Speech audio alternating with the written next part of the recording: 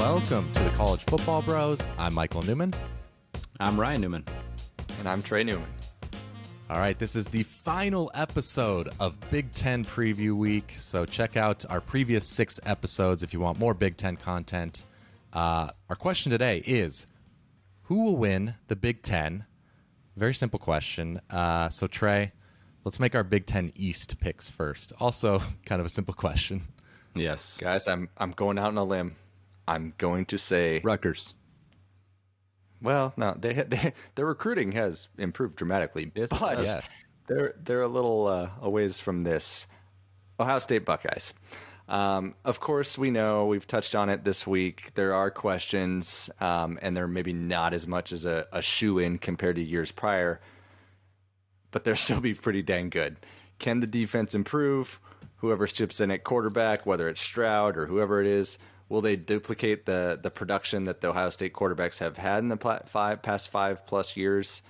I think they will. I think the production will be there, especially with the best wide receiver duo in the country, Olave and Wilson. I really, really like the way the schedule sets up, especially compared to Penn State in the East, since they avoid Wisconsin and Iowa in the West. I had to go with Ohio State.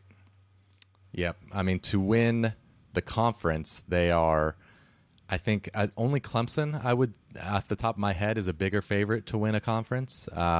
Could be wrong on that, but I think that might be right. So Yeah. I'm going with Ohio State in the East. Yeah.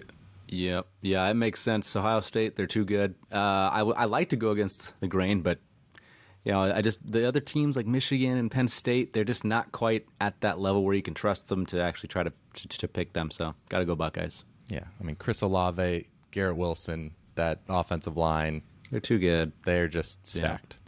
All right. Yep. Let's go. Well, actually, who would you pick second in the East? Because that's maybe a more interesting question. Sure. Yeah, I think we're going to see a much better showing from Michigan this year. I think the Hoosiers are solid, but ultimately I had to go with Penn State. I think they're set up a little bit better this season, even despite their tougher schedule. I liked the way they finished the year 4-0, got some momentum. I think we're going to see a better Sean Clifford, the Sean Clifford that we saw more in 2019 as opposed to the shortened season last year. I like the playmakers that they have. Defense will bounce back. So I'm going to call for the Nittany Lions to come in second. I agree with everything you said there. I would take Penn State. We talked about in our overrated episode about Indiana there.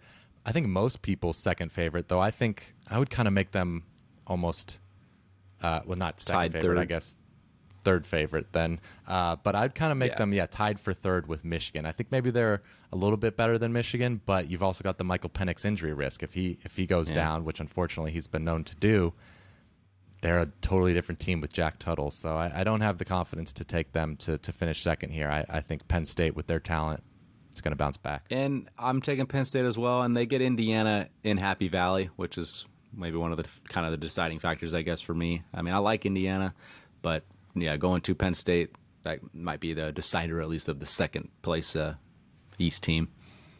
Mm-hmm. All right, let's move on to the Big Ten West. A little more interesting. Who are you taking, TREY? I have to go with Wisconsin. I'm kind of looking at last year more as an aberration. They had no offseason with COVID, which wasn't helpful, especially for starting a freshman quarterback, Graham Mertz. He lit the world on fire in that first game, but then the season instantly paused. They had COVID disruptions. They had to miss a couple games. There were injuries. He never had a chance to really get in sync with the rest of their offense. I see the offense taking a big leap from last year. I know the defense was good, but not necessarily as strong as it usually is. Jim Leonard's going to get the most out of that group this year. There's playmakers and a great linebacking core, Sanborn and Chenal. Herbig's going to help them big. I like the Badgers to win the West.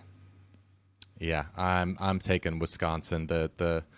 You can't. I don't think you can judge Graham Mertz on last year based on all the things you said, and just on the fact that Jack Cohn, went down right before the year, so he didn't have a full offseason as the starter to learn the ropes, and he was just a redshirt freshman, so it was first season as a starter. And with those receiver injuries, he'll get a healthy receiving core this year. I think that'll make a big difference, and then the defense is one of the best in the country. So, yeah. Yeah, I'm taking. Yeah, it's boring, but I'm taking Wisconsin as well. I have more concerns about Mertz than I think you guys may have, but even with that, I'm still taking Wisconsin pretty easily because all the other teams have major concerns. If you're talking about Iowa, I have concerns a little bit up front. First off, I have a concern with their quarterback play there. So maybe some of their receivers. Their defense loses a lot up front. It might take a little while for those young guys to get in sync. So, just Wisconsin's defense is going to be so good that to me is why I'm going to take them. I think Iowa's a worthy second, but they have to go to Madison. Mm-hmm. Yeah, well, Iowa always turns out good years, but yeah, I think Wisconsin's the clear favorite. I wouldn't be surprised if Minnesota, jumps up and finishes second either. Mm-hmm. No doubt. But I might. Second place is what I mean. It's still pretty open. It's a pretty open division. Yeah, if Graham Mertz doesn't take a step forward, then suddenly it's wide open. Yeah. Yep. Okay, how about who's going to win the Big Ten? Ohio State or Wisconsin, Trey?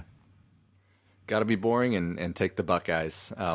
Even if they regress with all of the question marks, their talent is just so superior. And even regression for the Buckeyes means they'll have, a top 10 offense. So I'm really not expecting a drop off. They're going to be electric again with Ryan Day. He's proven it year in and year out. I really like their schedule. Like I mentioned before, I think it just sets up really well for them to get to Indianapolis, first of all. And then I just think there's more of a dogfight in the West because I think it is a balanced division over there. So Ohio State will get the best of them. Yeah, and Quinn Ewers will have 12 games of experience by then. Right, wow. right. Yeah. No, we're recording this, just after we heard that news. But C.J. Stroud, I would expect, will be the one who has 12 games of experience. So even if there is, some struggles early in the season, which I don't expect, but if there are, he'll be ready to go by this time. Yep, Ohio State, they're too talented. Sorry. And I don't think it's a maybe like obviously we see Wisconsin coming out of the West. Don't think this is going to be Wisconsin's best foot forward to compete with the Buckeyes. So too much Buckeyes. All right. Well, we went chalk there, so let's try and pick some long shots. We're forcing ourselves to do that. So if you're watching on YouTube, we'll put the odds up on the screen to win the Big Ten championship. We have to take a long shot. So our choices are, well, depends on what you consider a long shot. I'm starting with Indiana at 20-1, Michigan 25-1, Minnesota 30-1, Nebraska 40-1, Northwestern 50-1, Michigan State and Purdue and Maryland are 100-1, and then Illinois 250-1. So, Trey, did I name one of your teams? Or are you going not that big of a long shot? You could have gone more chalk at you're getting 9-1 on Iowa, which is pretty good. Yeah. But I'm not taking them. What'd you say Minnesota was? 50 30. 30 to 1. Yeah, that's where I'm going. I think I had to go to the West for this. In my opinion, I didn't want to go up against Ohio State. So yeah. I think Minnesota could. We alluded to it earlier. I think they could have a sneaky good year. I think the offense should be very good. Kind of look like they did a couple years ago. Obviously, the big question mark is their defense. It was horrendous last year. Once they lost Antoine Winfield last year, it was like a different team. But hopefully, if that defense can show a pulse this year, you never know. If they put it all together and have an outstanding offense, maybe they catch lightning in a bottle.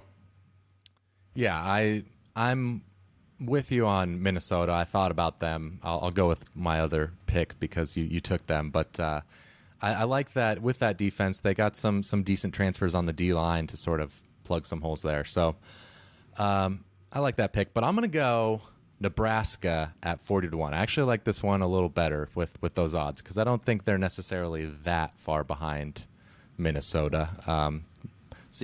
They're projected 30th in SP Plus, which higher than I would put them, but I'll take it. Thank you, Bill Connolly. And defense should be pretty good. And at least with Adrian Martinez, yes, he has a low floor, but he also has a high ceiling with the talent he has and the running ability. So that's what you need with a long shot bet. You want someone with a high variance. We've talked about it in previous episodes about the receiving core. Tons of talent there. They could be bad if guys don't no doubt live up to the hype, but they also could be very, very good. So I see Nebraska as kind of a high variance team in that way. All right. Well, you guys took a couple of good options there. I'll go with Indiana. They're at 20-1. Hoosiers, they have a lot of returning production. They have a really good quarterback as long as he can stay healthy. I think the defense will be more than fine. I really like their linebackers. So it's just a matter of Penix stays on the field, man. And hey, if they upset Ohio State in Bloomington, which they were neck and neck with them last year, hey, they could sneak in there and maybe surprise some folks. But Indiana's, I think, a decent pick. Yeah, I should say some good things about Indiana because I've called them overrated as, in previous episodes. So is Trey. I'm going to throw him under the bus too. But I did. They could still easily be a top 25 team, top 20 team, top 15. Oh, yeah. If Penix stays healthy, that defense has a lot of talent. Micah McFadden at linebacker, Tywan Mullen, one of the best corners in the country. Like, I'm not drastically low on them. Like, it wouldn't surprise me if they were very good yet again. Yeah. But Tom Allen always gets the most out of them, it seems. All right, that'll do it for Big Ten Preview Week. If you've been enjoying our previews and want to support the show, the best way to do so is support us on Patreon, patreon.com/collegefootballbros. We've got bonus episodes. We've got a Discord server with a bunch of people where we're talking college football and all sorts of other nonsense all week long. So that's a lot of fun, especially during the season. So would love it if you would join us there.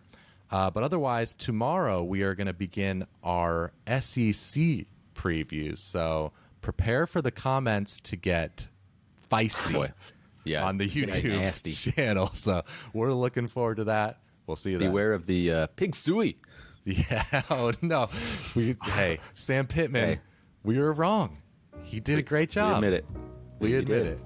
So maybe they'll rub it in our faces. But anyway, we'll talk to you tomorrow. You've been watching the College Football Bros. Be sure to subscribe here on YouTube and in your podcast app for college football content all year round. For bonus episodes and access to our Discord chat, join our Patreon at patreon.com/collegefootballbros. Thanks for watching.